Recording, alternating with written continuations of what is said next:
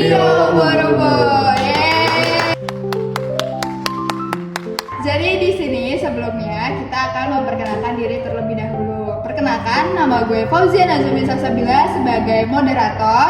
Perkenalkan, saya Edgar Bukhari sebagai narasumber. Nama gue Muhammad Gibran Raffi sebagai narasumber juga. Nah, di sini kita akan membahas terkait strategi public speaking yang efektif. Nah, menurut kalian nih ya, gimana sih? Apa sih public speaking itu? Awalnya itu aja dulu sih. Oke, dari dulu apa dulu nih? Dulu coba kan. Oke, menurut gua public speaking itu sebuah seni bagaimana berbicara di depan umum gitu. Itu sih menurut gua public speaking. Kalau menurut gue public speaking ya sesuai dari arti bahasanya aja ya. Ya ngomong di depan publik gitu, di depan halayak orang banyak. Nah, itu kan kalau public speaking yang sendiri ya, gimana tanggapan kalian tentang apa sih public speaking yang efektif itu? Oke. Tunggu dulu. Ya boleh.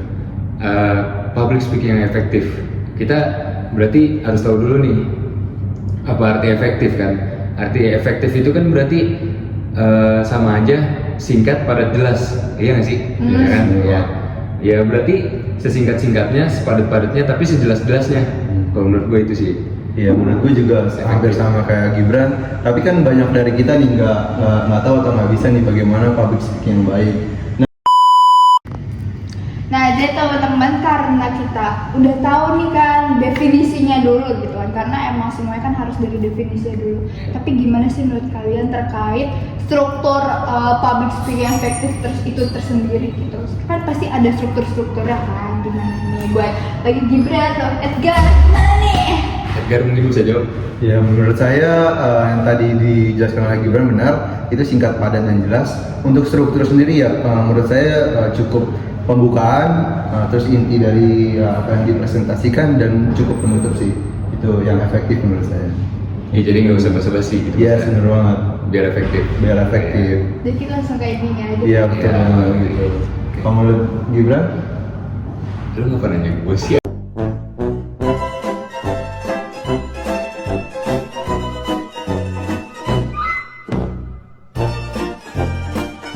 A few moments later. Nah, jadi tadi kan itu terkait struktur ya. Mungkin kalau struktur itu mungkin kan lebih ke kayak urutannya gitu Iya, kan betul. kita menyampaikannya. Tapi gimana sih tips biar si penerima informasi tersebut juga benar-benar paham gitu dengan apa yang kita sampaikan gitu. Gimana? Siapa dulu kan? Gibran boleh. Yang pertama, kalau ngomongin tips, yang pasti ya benar sih, nggak usah kebanyakan basa-basi. Terus sama kita tuh pakai apa, bahasa tubuh yang bagus gitu. Jadi tuh lawan bicara, bukan lawan bicara ya, kan ini lagi public speaking ya, pendengar itu jadi tuh kayak tahu ekspresi kita gitu. Biar lebih dapat Iya, feel-nya. biar lebih dapat. Nah itu kan kalau udah dapat feelnya pasti kan ntar kelanjutannya jadi ini kan, jadi lebih gampang ngikutinnya lagi kan. Kan masa kalau kita ceritanya lagi marah gitu misalnya, masa ekspresinya seneng sih? Iya. Kan nggak nyambung kan. Nah, kalau dari situ ntar audiens kan bisa bingung kan, jadi nggak jelas. Ya, nah itu bahasa tubuh ya. Nah terus ada lagi nih intonasi juga. Intonasi bahasa tubuh nggak ya maksudnya? Sama aja. Enggak nggak sih? Itu Kalau sebenarnya lebih ke gerak Iya, kita. dari ini Oh, kalau itu- wajah. Intonasi itu gimana kita suara kita? Oh suara kita ya. Nadanya gimana? Oh iya, intonasi ya jelas lah. Ngomong jangan terbata-bata gitu kan ya, sama itu harus sesuai yang disampaikan aja. Oke. Iya. Ada lagi nggak? Coba tambahin nggak? Kalau menurut gue ya bagaimana tips yang efektif ya. Yang pertama itu kita harus kalem sih. Jangan kayak grogi atau segala macam. Terus yang kedua itu yang paling penting itu pembahasan materi. Dimana kan kita sering banget nih kayak ngeblank di depan. Nah, antisipasinya menurut gue itu ya dikuasain materinya biar apa yang tahu disampaikan gitu sih. Nah, tadi kan itu lebih ke bahas tips terkait gimana kitanya Iya, gitu betul. kan, gimana kita menyampaikannya. Tapi gimana sih cara kita mengetahui nih biar pendengar itu juga memang tahu gitu dan memahami apa yang kita sampaikan gitu. Kalau gue dulu ya, menurut gue kita lihat dari feedback dari pendengarnya sih. Kalau misalkan kita ngeliat feedbacknya mereka itu aktif dalam kita menyampaikan, itu sudah masuk poin bahwa pendengar itu memahami apa yang kita cerna gitu. Tapi itu kan juga termasuk output dari kita presentasi ya, itu pemahaman dari pendengar gitu. Kalau menurut lu gimana untuk memastikan pendengar?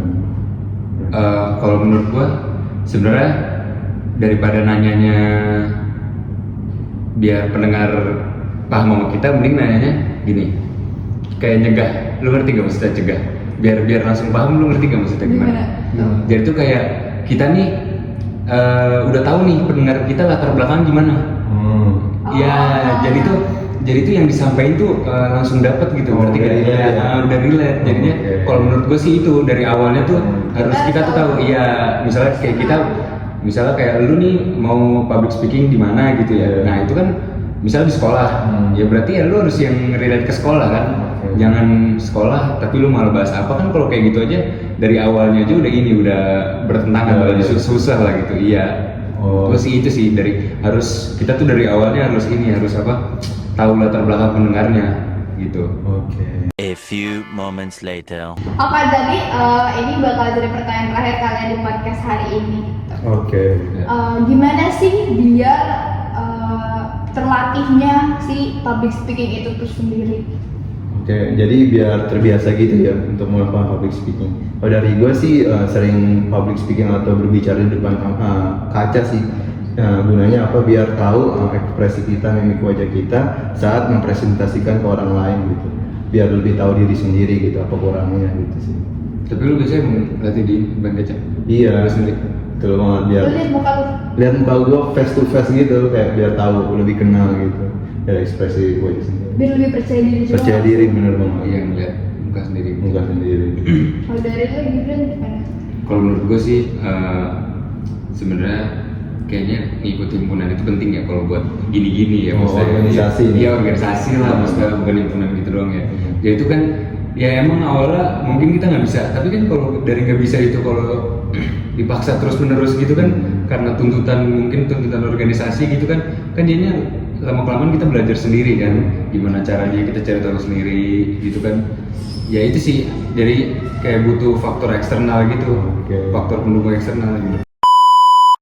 Oke teman-teman, jadi segitu aja dulu podcast terkait strategi public speaking yang efektif dari kita bertiga. Dadah, sampai di podcast selanjutnya. Bye.